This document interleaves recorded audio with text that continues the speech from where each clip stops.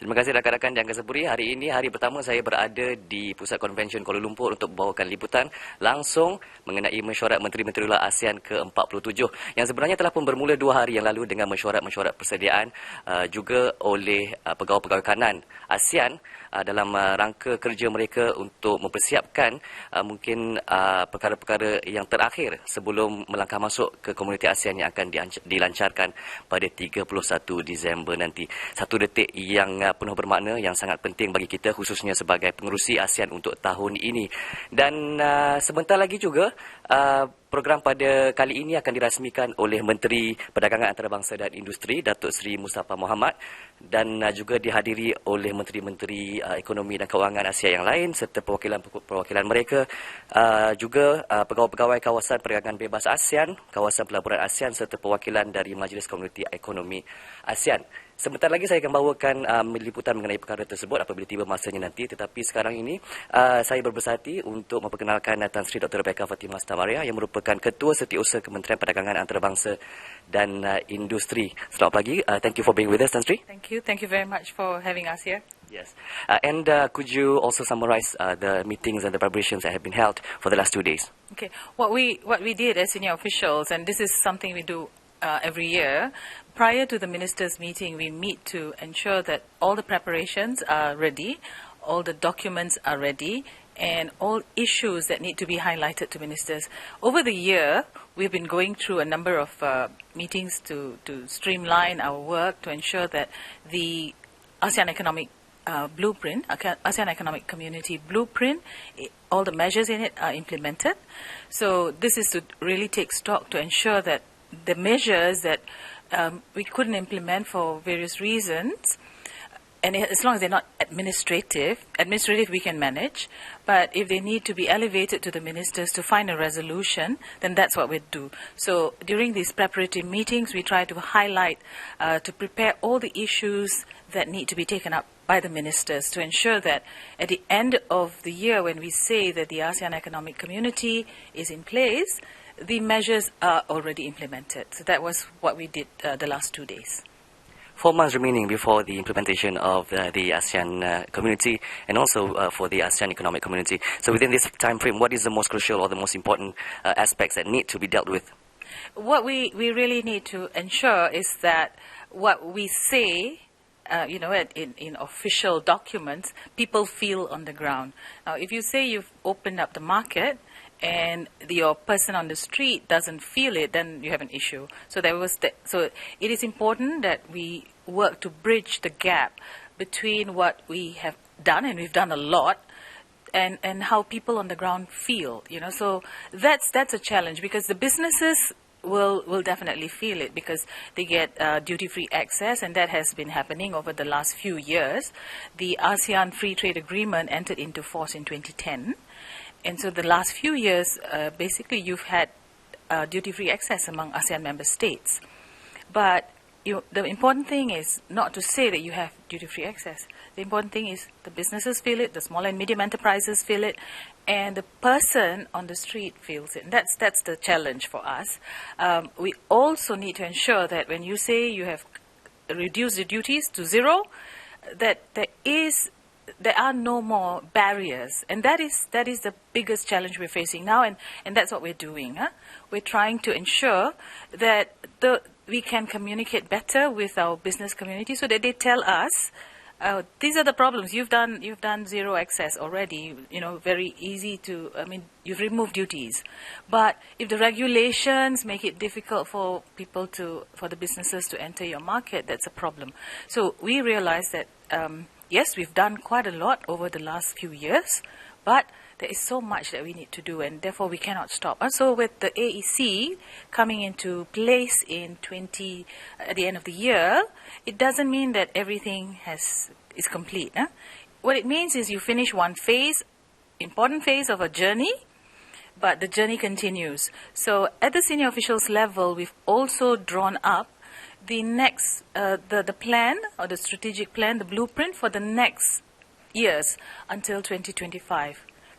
What we're trying to do here is to look at all the measures that we have yet to complete, the difficult ones. What is being left really are the difficult ones, the non-tariff measures, and streamlining of rules and regulations and testing procedures. All these are all standards and procedures that we need to streamline, align among ASEAN member states to ensure that we are getting closer and closer to a really open market. You know, in the full sense of the word.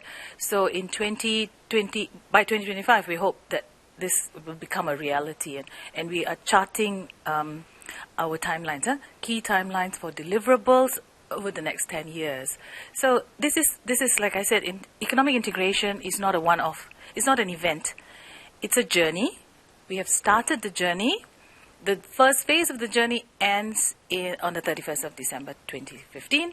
But the next, more important phase begins in 2016. So we've done a lot of this to ensure that at the end of the day, the business community benefits, especially the micro, small, and medium enterprises benefit. The person on the street is happy because he gets access to better products and services. The young are happy because we've created jobs. So these are some of the deliverables and the benefits that will come from a more integrated, economically integrated ASEAN. It's a long answer.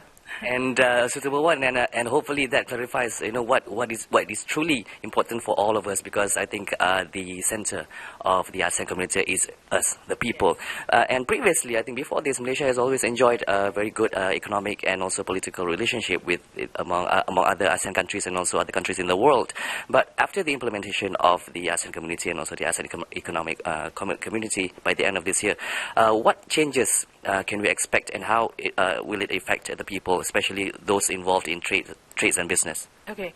At the end of the year, and on the 1st of January 2016, you won't see fireworks. You won't see suddenly everything changes. No, when you wake up in the morning of the 1st of January, things will be pretty much the same, because this has been a journey that we have been on. So the journey continues. What is important is we have work towards removing barriers to trade, and it's more and more of that is being done. So we always say that you won't see suddenly wake up in the morning on the 1st of January and everything is different. The sky is blue, and no, it's not. You will not feel it, but it would have. It has taken place, and it will continue to take place. A lot more needs to be done, as I said. So you won't have this shock in the morning on the 1st. No, it won't happen. Okay, and we all know that the ministers of respective portfolios, as well as the senior officials of ASEAN, are working hard to make sure that everything is prepared by the end of the year. But what can the people do? How can they help? How can they contribute towards the ASEAN community?